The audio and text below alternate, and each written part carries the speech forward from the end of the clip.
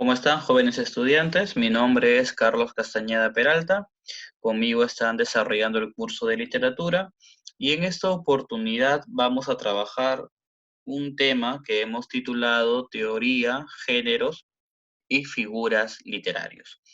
Eh, Antes de empezar, tenemos que tener en consideración que en esta clase nosotros vamos a intentar dar algunas nociones elementales sobre lo que entendemos de literatura. ¿Por qué? Puesto que no se puede avanzar al estudio de la periodicidad o de la historia propia de la literatura si es que no entendemos qué cosa es literatura. Eso va a ser lo primero que vamos a intentar, digamos, explicar. Así que nuestra siguiente diapositiva nos va a enseñar un concepto básico de literatura, eh, más que básico, clásico, que no implica sea un concepto verdadero, ¿no? O totalmente válido. Decimos, la palabra literatura proviene del vocablo latino literae, que significa letra o escritura. No obstante, esta posible definición es bastante limitada, ya que excluye a las obras de tendencia oral, entiéndase cantares, mitos, etc. ¿En qué medida dice que esta definición es limitada? Bueno, porque excluye obras orales. ¿Y qué implica que las excluya? A ver, entendamos un poco, queridos estudiantes. En el caso del Perú, hay una gran riqueza de literatura oral. Entonces, si nosotros afirmamos que esta es válida, que esta definición es válida, entonces vamos a enterrar muchos mitos, muchas leyendas, muchas historias fantásticas que aparecen en el Perú prehispánico. Por eso se dice que esa definición es limitada, ¿no? Y que es excluyente. Ahora bien, eh, ¿qué más podemos decir al respecto, no? Entonces, decimos que se podría definir la literatura como una manifestación natural que se desarrolla en los pueblos de manera individual o grupal y se refleja mediante el conjunto de obras orales y escritas registradas a través del tiempo, ¿no? Esta es una definición, digamos, de corte histórico, ¿no? Donde te está, primero, parte de dos ideas muy interesantes. La primera te dice que es una manifestación natural, ¿no? Si es una manifestación natural, quiere decir que las sociedades en general, las sociedades sin distinción de ellas, ni por antigüedad, ni por desarrollo, todas las sociedades por igual producen literatura, algunas en mayor medida, otros en menor escala, pero todas producen literatura. Ahora, otra segunda definición o otra segunda idea interesante que maneja esta posible definición es que te abarca a ambos, digamos, formas de literatura, si quieren ver un término, ¿no? Las que vienen a ser escritas y las que vienen a ser orales. Por eso, una primera idea sería hablar de literatura en relación a discursos, ¿no? Decir el discurso literario, ¿no? Porque este discurso literario puede ser oral o puede ser escrito. Ahora bien, la literatura también presenta disciplinas y estas van a ser tres.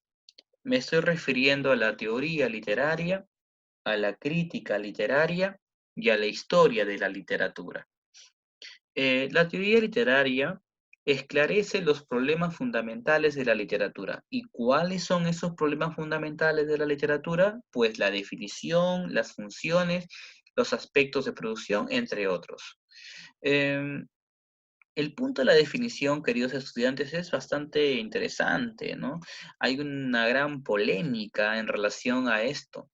Algunos escritores dicen que la literatura es únicamente un arte.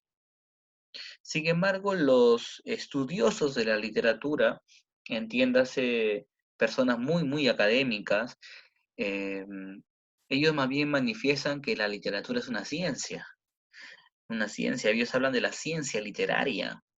Ahora bien, los que están inmiscuidos en los aspectos de producción, entiéndase las imprentas, la distribución misma, en librerías, en simposios, en coloquios, etcétera. Ellos dicen que la literatura, por encima de ser arte, por encima de ser ciencia, es una comunidad social. Hay un conjunto de personas involucradas en el quehacer literario y estos formarán digamos que conformarían esta comunidad social, ¿no? O sea, en el punto de la definición hay una gran divergencia de pensamientos y por ende hay un gran debate, ¿no? Ahora, en relación a las funciones también, ¿no? También en relación a las funciones, algunos piensan que la literatura es eminentemente recreativa, ¿no? La literatura es entretenida, lúdica, esa es una de las funciones que se le otorga. Otros piensan que la literatura es liberadora, ¿no? Una manera de liberarse, de expresarse abiertamente, sin tapujos, sin cadenas, ¿no? Esa es básicamente una visión de los escritores. Otros, en cambio, mencionan que la literatura tiene una función, digamos, pedagógica, ¿no? Educativa. Entonces, también en relación a la función específica existe gran debate abierto. La segunda disciplina es la crítica literaria.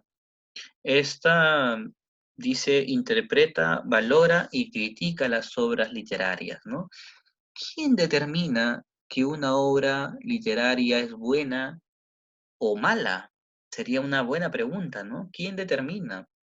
Ahora, eh, quien va a determinar en todo caso es el crítico literario, ¿no? La persona que tiene un conocimiento más abierto, un conocimiento más, digamos, preciso sobre el fenómeno literario y sobre las tendencias de escritura en una sociedad determinada. Entonces, es el crítico, ¿no? El crítico literario, quien va a valorar si una obra es buena o es mala, ¿no?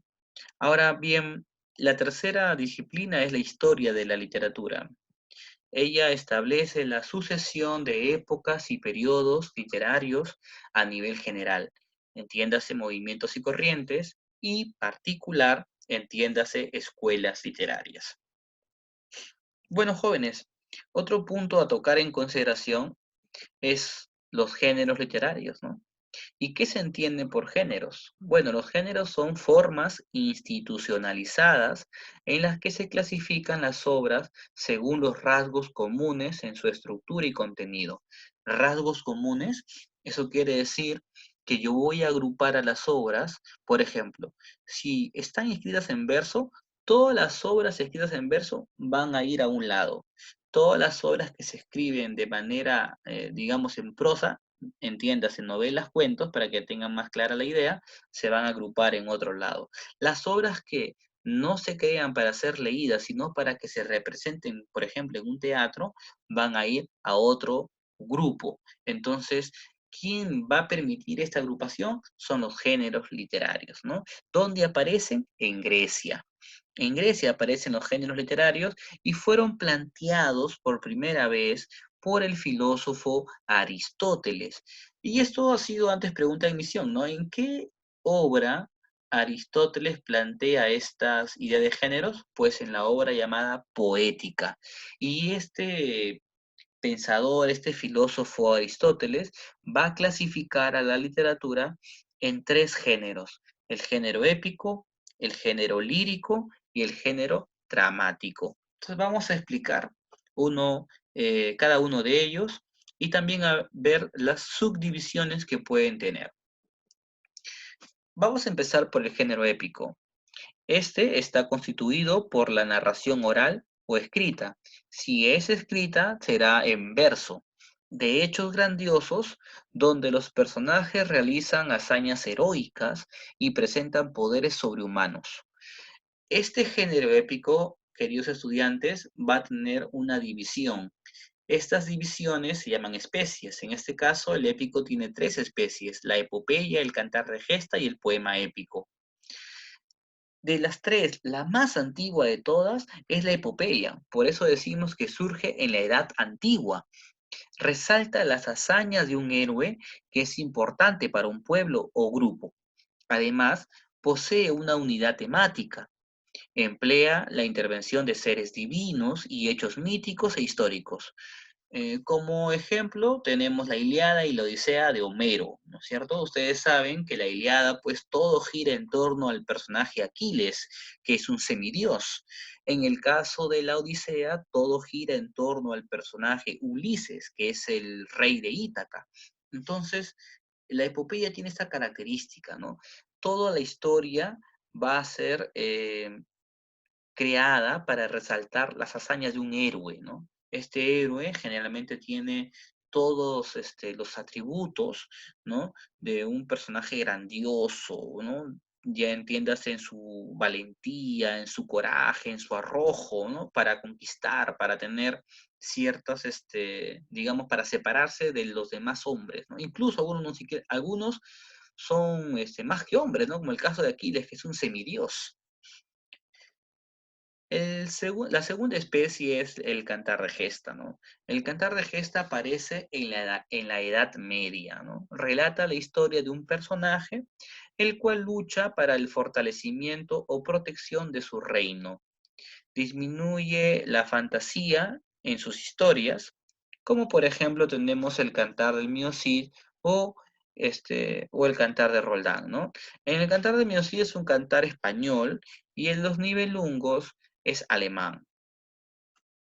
Y por último, el poema épico. El poema épico, entiéndase, aparece en el Renacimiento, o sea, estamos hablando del siglo XVI. Constituye una variedad de la epopeya que se caracteriza por su corta extensión y menor fantasía. Algunos afirman que el poema épico es una actualización de la epopeya, ¿no? Tenemos, por ejemplo, la obra Orlando Furioso. El género lírico, que sería el segundo género, eh, utiliza el verso, aunque en algunos casos se emplea la prosa, se caracteriza por la subjetividad del autor. Entiéndase que este género es el más subjetivo de todos, ya es el más subjetivo. Aquí se van a manifestar sentimientos y emociones de manera predominante en el poema. Durante la antigüedad, el Bate, entiéndase poeta, cantaba a su amada los poemas mientras tocaba su lira. Lira es un instrumento musical de la época, por ello el nombre de lírico. Las especies líricas son, aquí hemos mencionado tres, son muchas más, pero hemos colocado estas tres porque son las más recurrentes, son las que más preguntan en los exámenes de admisión, así que le hemos dado, digamos, o le hemos prestado más atención. La oda, la elegía y la égloga. Oda, exalta un personaje o hecho importante. Tenemos, por ejemplo, a la Oda a la vida retirada de Fray Luis de León, un escritor español de la Edad de Oro, y a la batalla de Lepanto de Fernando de Herrera, también otro escritor español. La elegía, que es la segunda especie, muestra una profunda tristeza y dolor por la pérdida de un ser querido. Como ejemplo tenemos coplas por la muerte de su padre, Jorge Manrique. Y por último, la égloga, que expresa las penas o cuitas amorosas. Cuitas vienen a ser sufrimientos, ya, de los pastores. Como ejemplo tenemos égloga de Garcilaso de la Vega e idilios de Teócrito. A ver, para reformular esto, hay que dar ideas más sencillas. Por ejemplo, cuando tú veas que en un poema se exalta, se alaba a una persona o un hecho, estás frente a una oda. Si en el poema están sufriendo, están llorando de tristeza, ¿ya? Porque se ha perdido un ser querido, porque alguien se ha marchado, porque nos han dejado el ser amado, y el poeta muestra su tristeza, su pena, su dolor, estamos frente a una elegía. En el caso de la égloga, dos cosas tenemos que tener clarísimas. La primera, que los personajes de una égloga siempre, siempre son pastores. Y el tema es amoroso. Eso es algo que no van a poder, o sea, es algo que es inherente a la égloga. Personajes pastores y el tema es amoroso. Si cumplen estos dos requisitos, estamos frente a una égloga. El tercer género sería el dramático. Este género recrea hechos a través de diálogos y movimientos de los actores, los cuales desarrollan la historia en un escenario teatral. Entiéndase, queridos estudiantes, el género dramático se crea para ser representado, para ser recreado frente a un público, no, nunca jamás para ser leído. Esa es la gran característica del género dramático, que es aquel género literario que se crea para ser representado frente a un público. Ahora bien, las especies del género dramático serán tres: la tragedia, la comedia y el drama. A ver, la tragedia presenta un final funesto de los protagonistas, o de los protagonistas. Como ejemplo tenemos Edipo Rey de Sófocles o la Orestiada de Esquilo. Ambos son escritores griegos. Comedia, la tendencia de tendencia sátira o satírica y burlesca, como por ejemplo tenemos El avaro de Molière y Ñacatita de Manuel Asensio Segura, ¿no? Molière es un escritor francés y Manuel Asensio Segura es un escritor peruano. La especie de drama combina lo cómico con lo trágico. Ejemplo, tenemos a Fuentevejuna de Lope de Vega y La vida es sueño de Calderón de la Barca. Resumiendo, cuando tú estés frente a una historia, entiéndase, estoy observando a los actores recrear, ¿ya? Porque el género dramático es para observar, ¿de acuerdo? Para observar. Pero si la historia que están recreando, todo el mundo se muere, estoy frente a una tragedia. Si lo que me están recreando me genera una risa que no me puedo, ya me está doliendo el estómago de tanto reír, estoy frente a una comedia. Y cuando se mezcla estas escenas trágicas con escenas cómicas, la mezcla de lo trágico con lo cómico, estoy frente a un drama. Esas van a ser las tres especies del género dramático. Ahora bien, avancemos un poco más. Tenemos aquí las figuras literarias, ¿no? Las figuras literarias, que por definición diremos que son recursos retóricos o expresivos que emplea el escritor para adornar el mensaje y deleitar o impresionar al lector. O sea, en pocas palabras, lo que hacen las figuras literarias es embellecer lo que va a escribir, ¿no? Un autor.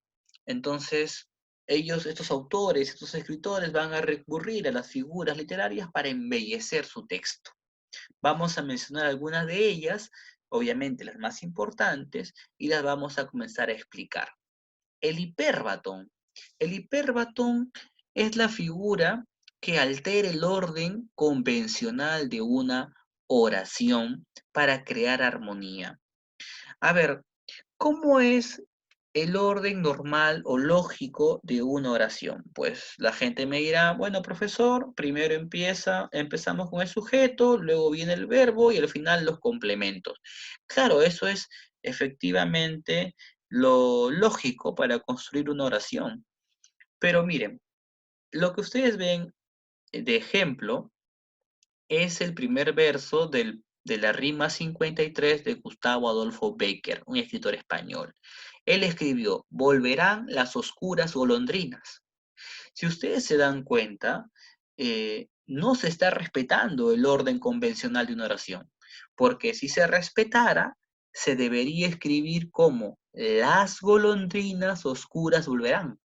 Pero miren, las golondrinas oscuras volverán. No suena muy bien, ¿no? Le falta ritmo.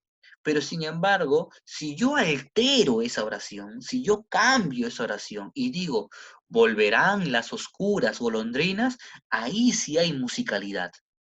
Por eso es que el poeta utiliza hiperbatón para darse esa licencia y generar esa armonía, esa belleza. ¿Ya? Eso entonces es el hiperbatón, la alteración del orden lógico de una oración, pero para obtener belleza, para obtener armonía. Una segunda figura literaria sería la metáfora, ¿no? La metáfora es la comparación implícita. Implícita, es decir, sobreentendida, que se establece entre un objeto con otro por su relación de semejanza, ¿no? Esta es una cosa muy sencilla, ¿no? Yo digo, pues para galantear, ¿no? Digamos, digo, las perlas que adornan tu boca. Se sobreentiende, es implícito que yo estoy comparando la palabra perlas con dientes. ¿Me entienden? O sea, voy a reemplazar dientes, ¿no? Voy a sacar la palabra dientes para colocar la palabra perlas. Entonces, ahí está la comparación. Pero esta comparación es implícita, es decir, se sobreentiende, ¿no? Entre dientes y perlas. El símil. Así como hay una comparación implícita, también hay una comparación explícita. Y ese es el símil, ¿no? Para tal fin, el símil va a emplear dos palabras como enlaces, que viene a ser la palabra como y la palabra parece, ¿no? Aquí, por ejemplo, hemos colocado, mariposa de ensueño, te pareces a mi alma, ¿no? Ese es un verso del poeta chileno Neruda, donde se compara a la amada con su alma. Por eso aparece aquí, o escribe la palabra pareces, ¿no? También hay un verso del poeta peruano Javier Heró que él dice, ¿no?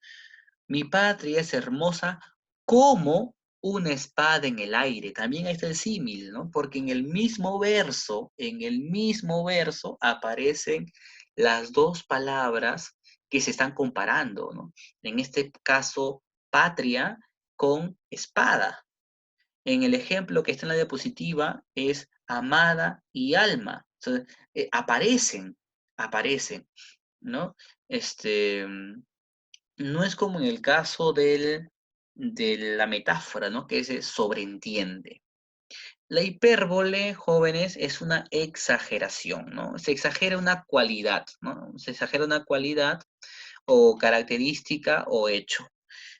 Por ejemplo, aquí, ¿no? Érase un hombre a una nariz pegado. Érase una nariz superlativa, ¿no? Una nariz superlativa, esa es la exageración. También podríamos decir lo siguiente, ¿no? Me duele tanto que por doler me duele hasta el aliento. Entonces, ahí es una exageración, ¿no? ¿Cómo te puede doler el aliento? O sea, eso ya es una exageración. Jóvenes, acá un pequeño detalle, ¿no? Generalmente en los exámenes de admisión, y vamos a ver seguramente los ejemplos, suelen colocar hipérbole con hiperbatón juntos, en las mismas alternativas, porque como se escriben parecido, a veces nos podríamos confundir. Pero un pequeño detallito como para poder reconocer, ¿no? Y recordar, eh, hipérbole termina con E de exageración. Acuérdate, hipérbole termina con E de exageración. De esta forma lo vas a recordar. Entonces, hipérbatón es la alteración y la hipérbole es la exageración. Así, para que lo recuerdes de una forma más rápida. A ver, siguiente figura, el caso de la anáfora, ¿no? La anáfora es la repetición de una palabra o palabras al inicio de cada verso que conforma la estrofa. Ejemplo, acá tengo un terceto. Un terceto es una estrofa de 3 versos, ¿no? Estos 3 versos, si tú te das cuenta, empiezan con la palabra en. Por eso se forma una anáfora, ¿no? En mis cuadernos de la escuela, en mi pupitre y los árboles, en la arena, en la nieve. Como los 3 versos han empezado con la palabra en, que ahí le he puesto en negrita, estamos frente a una anáfora. Sigamos, aquí tenemos uno que es bien facilito, el epíteto, ¿no? El epíteto indica una característica inherente o sobreentendida del ser. A ver, hasta, hasta que aquella eterna noche oscura, ¿no? Las noches siempre son oscuras, o sea, ese es el epíteto, ¿no? Abajo, blanco tu ardiente fuego, el fuego siempre es ardiente, como el frío siempre será gélido. O sea, hay características inherentes, ¿no? Inherentes. ¿Para qué se hace eso? ¿Por qué? ¿Por qué recurre el poeta a este tipo de, digamos, o a esta figura literaria, ¿no? Recurre al epíteto para darle mayor intensidad al verso. Imaginemos, ¿no? Yo escribo un verso y dice, y cayó el combatiente derramando su roja sangre. Ahí se ve la intensidad. Por eso aplicamos epíteto. Ya creo que hasta aquí hemos visto las figuras. Son bastante, digamos, sencillas. Y vamos a ver algunos ejercicios, los terribles ejercicios, pero no se preocupen, esos están no muy complicaditos. El número 1 nos dice, con respecto al género épico, al que pertenece el siguiente fragmento de Novelas ejemplares de Miguel de Cervantes, marque la alternativa correcta. Este que veis aquí, de rostro aguileño, frente lisa y desembarazada, de alegres ojos y de nariz corva, aunque bien proporcionada, las barbas de plata, que no ha 20 años que fueron de oro, los bigotes grandes. De estas tres, veamos las alternativas, ¿no? Expresa en versos una honda emoción lírica, predomina la presentación de acciones, se cuenta objetivamente suceso del pasado, representa un episodio a través del diálogo, se describe de forma detallada un personaje. ¿Qué piensan ustedes? ¿Cuál podría ser la respuesta? Miren, lean bien, dice, ¿no? Este que veis aquí, de rostro aguileño, frente lisa y desembarazada, de alegres ojos y de nariz corva, miren, ¿cuál podría ser? Sé que lo están pensando, y efectivamente es la letra E, claro. El género épico se caracteriza por ser narrativo y objetivo. En este género las narraciones se alternan con descripciones de lugares y objetos, o también retratos de personajes, como sucede en el fragmento citado. Claro, en el fragmento que hemos citado, lo que acontece es una descripción detallada del personaje, ¿no? Por eso la clave es obviamente la letra E. A ver, una segunda pregunta. ¿Por qué el género lírico es el más subjetivo y personal? ¿Se acuerdan? Eso lo mencionábamos, ¿no? Era el más subjetivo y lírico de todos. ¿Por qué? Clave A, la obra rememora constantemente el pasado. ¿Sí? ¿Eso hace el género lírico o el género épico? No sé, a ver, ustedes recordarán. El lenguaje recrea la ilusión de la impersonalidad. C, la tragedia canta la lucha del héroe y los dioses. D, el autor se manifiesta desde su mundo interior. ¿Será esa la respuesta? E, el narrador expresa una ideología determinada. Jóvenes, ¿ustedes qué piensan? ¿Mm? Y efectivamente la respuesta es la letra D. Claro, la solución nos dice que el género lírico o en el género lírico el autor se manifiesta desde su mundo interior para expresar sus emociones, por eso es el más subjetivo, no es el género más subjetivo. O sea, entendamos, desde nuestro mundo interior el poeta expresa sus emociones y sentimientos, por eso es el más subjetivo el género lírico. Y por último, ¿qué figura literaria aparece en el siguiente verso de la égloga 1 de Garcilaso de la Vega? Este Garcilaso de la Vega, estimados estudiantes, es un español, ¿ya? Porque a veces nos confundimos con el peruano, pero el peruano es Inca Garcilaso de la Vega, aunque cuando veamos literatura peruana, nos daremos cuenta que Garcilaso de la Vega, el español, con el Inca Garcilaso eran parientes, ¿no? Eso será parte de otra clase. A ver, ¿qué dice el verso? Verde prado, de fresca sombra lleno. ¿Qué figura será? ¿Anáfora? ¿Epíteto? ¿Metáfora? ¿Hipérbole? ¿Símil? A ver, volvamos a leer el verso. Verde prado, de fresca sombra lleno. ¿Mm? ¿Ya se dieron cuenta? Sí, efectivamente. La letra B. Las palabras verde y fresca son adjetivos calificativos que exponen cualidades intrínsecas de prado y sombra, respectivamente, ¿no? Por lo que se configuran epítetos, claro, o sea, no hay, el prado es verde y la sombra es fresca, o sea, se sobreentiende, ¿no? Se sobreentiende, por eso estamos frente a epítetos. Muy bien, jóvenes, esto ha sido todo en esta primera clase. Estoy a la espera de sus preguntas, si es que hubiese, comentarios, y estaremos ya pues conversando en una siguiente oportunidad. Hasta luego, jovencitos.